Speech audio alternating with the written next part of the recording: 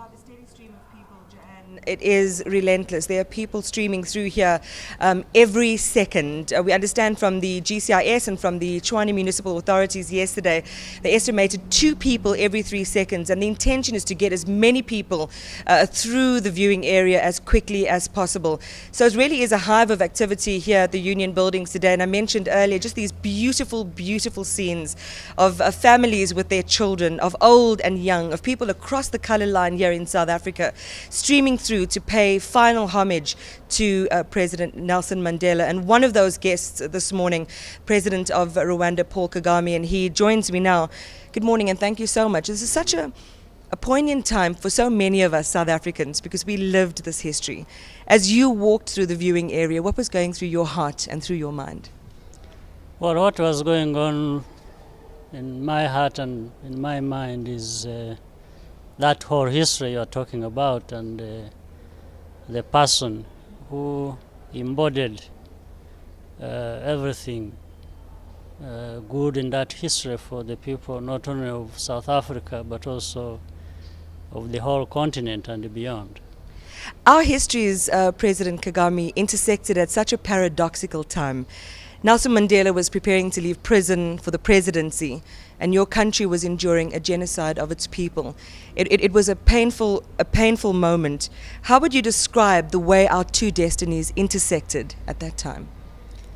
Well, it so happened that the histories are similar in a sense of what the peoples of the two countries had to go through, and the paths of the struggles that corrected that history crossed at a certain point. And when South Africa was achieving the best they could achieve for the people of South Africa, our own country was going through the darkest hour of and day of our history. But at a certain point again, the two countries have been moving together in the right direction for the people of both countries.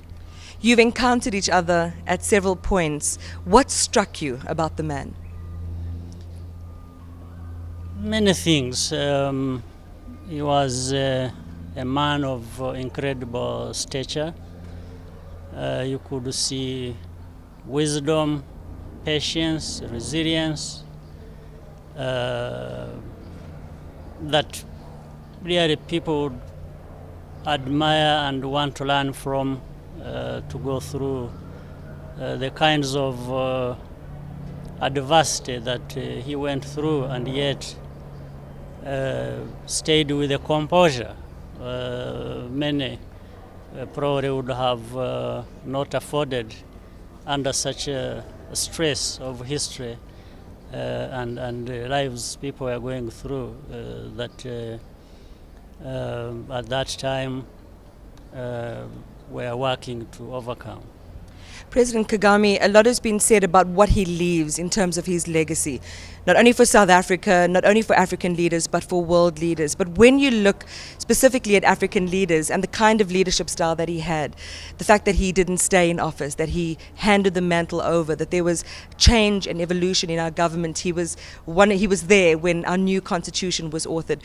What would you say as a head of state, to a former head of state, was his greatest lesson in terms of leadership?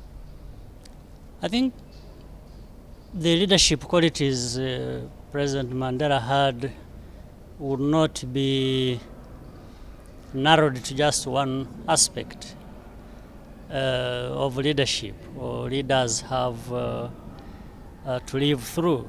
And it is not, I believe, only African leaders that would have to learn many things from President Mandela, but as we know his history, the whole world has a lot to learn from the kind of life he has lived and the leadership that he is to be identified with.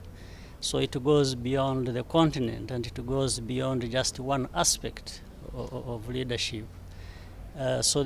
Because there are many things that add up to that, and we maybe the most important thing about President Mandela was that you couldn't just identify him with one aspect or one thing, but rather the broadness of what leadership and vision and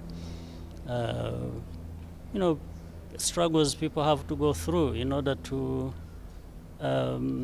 fulfill their responsibilities. Just as a final question, are you going down to Qunu? Will you be there at the final farewell?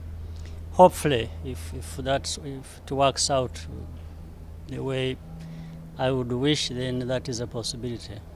President Kagame, we thank you so much. Thank you so much for stopping by here at eNCA. We appreciate it. President of Rwanda, Paul Kagame.